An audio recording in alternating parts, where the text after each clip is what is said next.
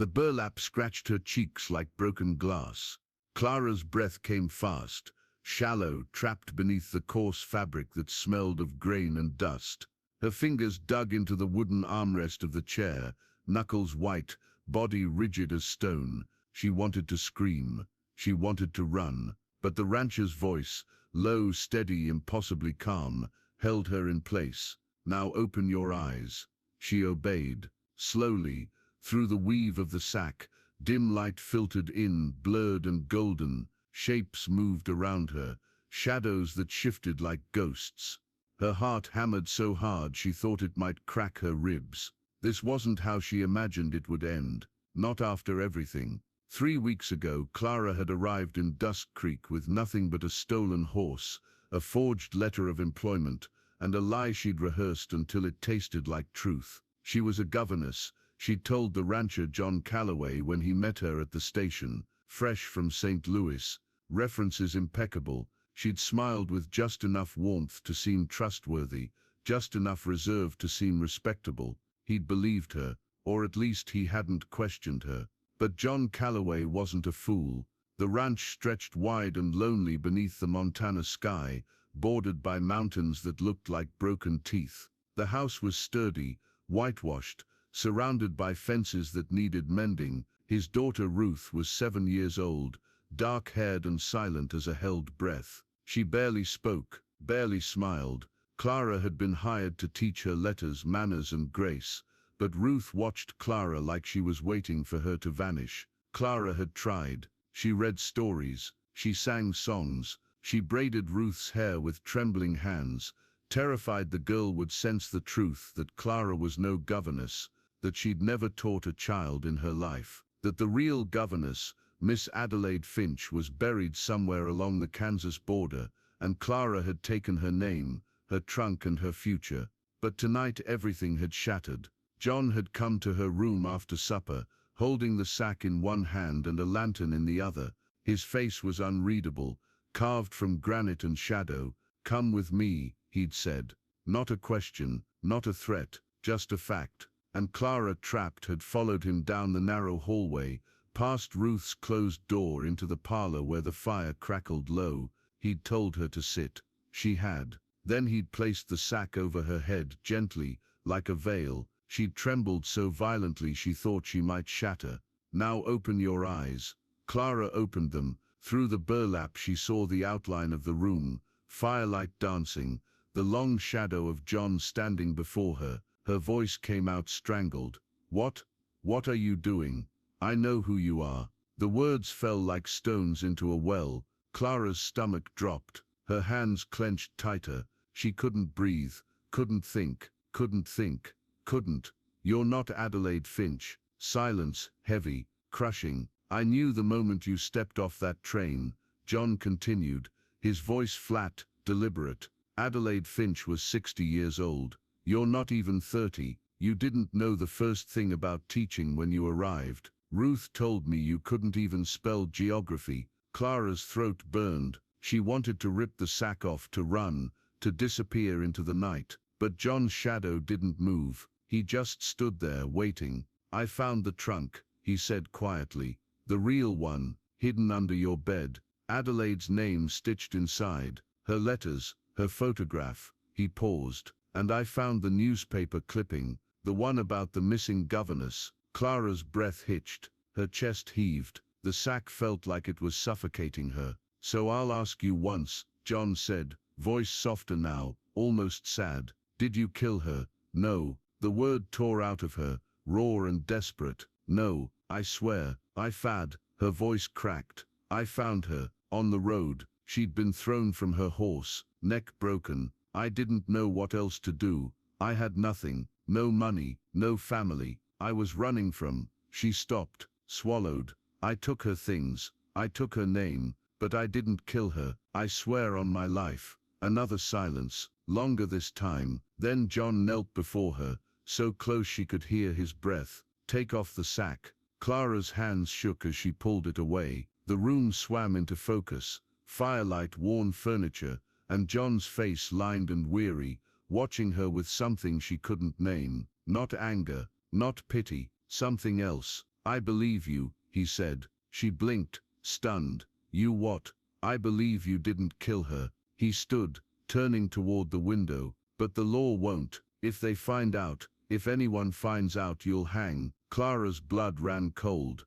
Problem is, John said slowly, Ruth likes you. First person she's smiled at since her mother died. And this ranch, it's been lonely, too lonely. He looked back at her. So here's the choice. You leave tonight, take a horse, some supplies. I'll tell folks you got homesick, went back east, no questions asked. Or you stay, you keep teaching Ruth, you keep being Clara, or Adelaide, or whoever the hell you want to be, but you do it honest. No more lies, not to me, not to her. Clara stared at him, heart pounding. Why would you do that? John's jaw tightened. Because I know what it's like to run from something you can't outrun. He crossed his arms. So what's it gonna be? Before Clara could answer, the sound of hoofbeats echoed outside, slow, deliberate, growing louder. John's face went pale. He moved to the window, peered through the curtain. Damn, what is it?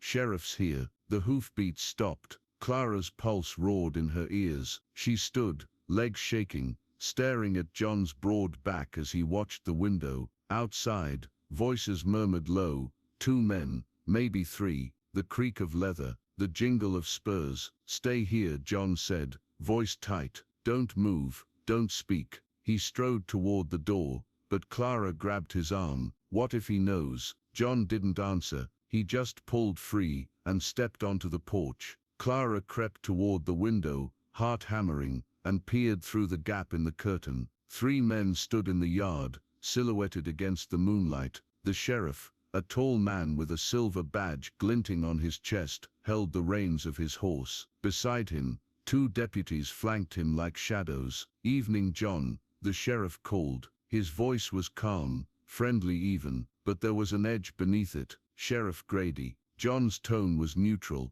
Bit late for a visit. Sorry about that. Got word from a marshal down in Kansas, says they're looking for a woman, about 30, dark hair, might have come through here a few weeks back. Clara's knees nearly buckled. She pressed a hand to her mouth to keep from gasping. What she wanted for? John asked. Theft, identity fraud, maybe worse. The sheriff stepped closer. Marshal says a governess went missing on the road near Topeka. Another woman showed up in her place, stole her belongings. Her name. John didn't flinch. That's so. Moon. Heard you hired a governess recently, out of St. Louis, wasn't it? Clara's vision blurred. Her hands trembled. She wanted to run out the back, through the fields, into the darkness, but her legs wouldn't move. I did, John said evenly. Miss Adelaide Finch. Been here 3 weeks. Good with my daughter. Mind if I meet her? Silence. Long. Suffocating. She's asleep, John said. Been under the weather. Don't want to wake her. The sheriff chuckled softly, but it wasn't a kind sound. I'm sure she won't mind. Won't take but a minute. Clara's breath came in shallow gasps. She glanced toward the back door, 20 feet away. She could make it. She could. John. The sheriff's voice hardened. Bring her out. John turned slightly, glancing back toward the house. His eyes found Clara's through the window, and in that moment she saw it. The choice he was making, the risk he was taking, for her, for Ruth, for reasons she didn't understand. He turned back to the sheriff. No, the word hung in the air like gunpowder. Excuse me. Grady's hand drifted toward his holster. I said no. She's my employee, under my roof, and unless you've got a warrant, you're done here. The deputies shifted, hands hovering near their guns. The tension crackled like lightning. John, Grady said slowly, don't make this harder than it needs to be. John's hand moved toward his belt, not to a weapon, but to his pocket. He pulled out a folded piece of paper and held it up.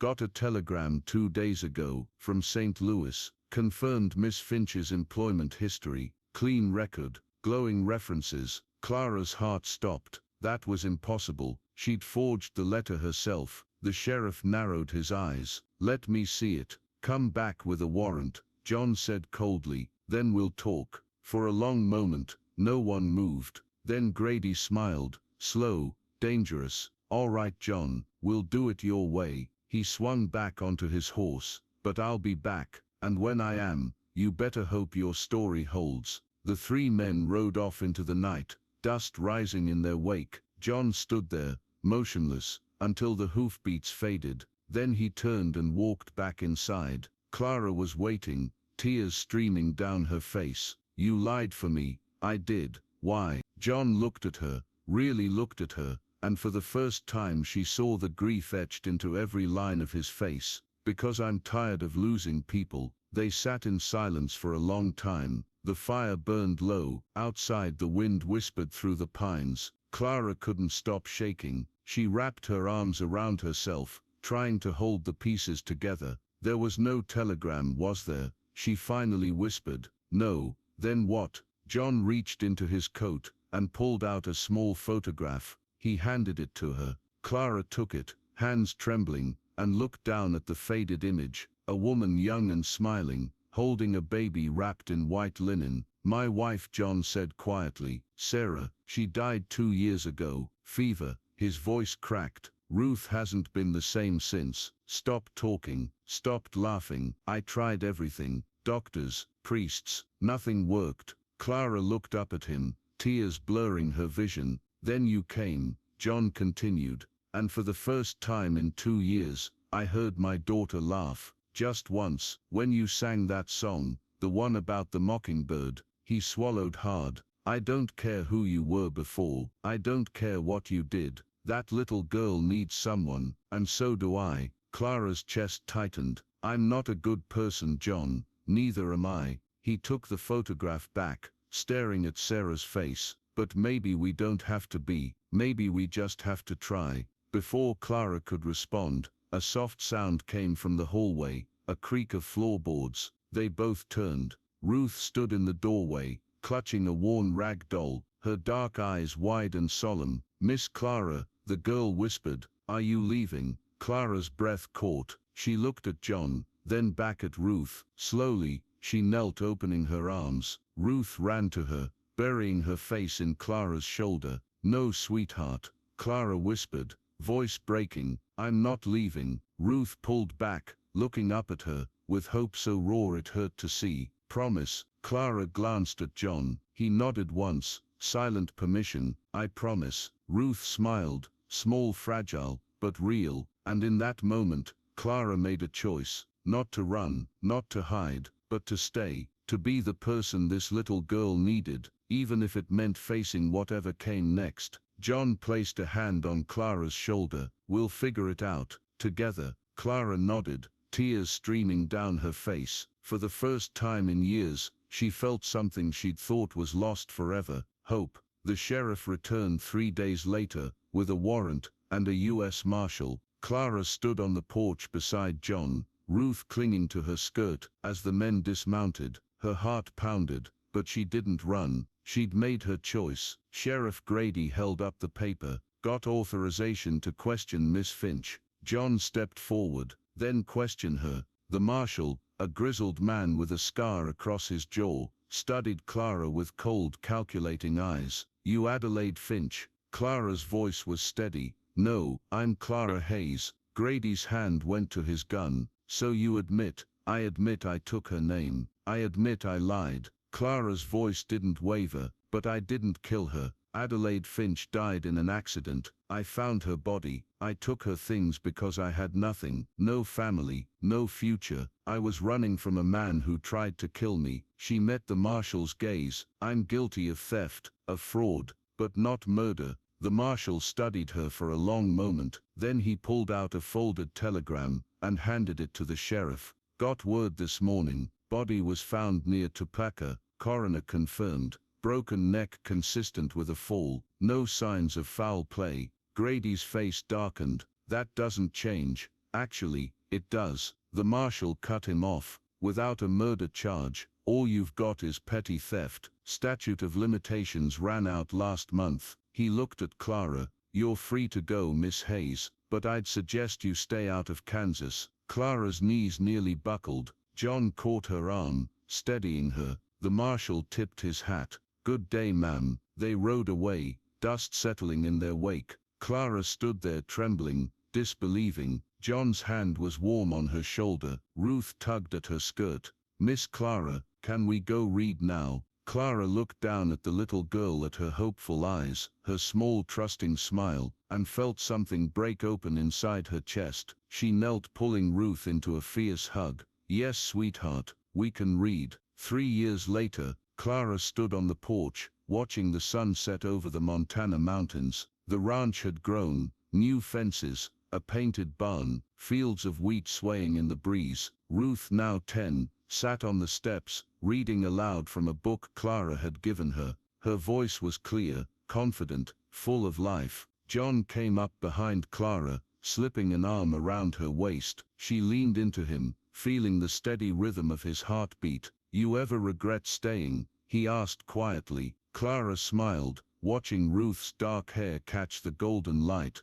"Not once." John pressed a kiss to her temple. "Good, because I'm not letting you go." Clara turned to face him, taking his weathered hands in hers. "I'm not going anywhere, John Calloway. This is my home." And as the sun dipped below the mountains, painting the sky in shades of fire and gold, Clara realized something she'd never thought possible. She wasn't running anymore. She was home.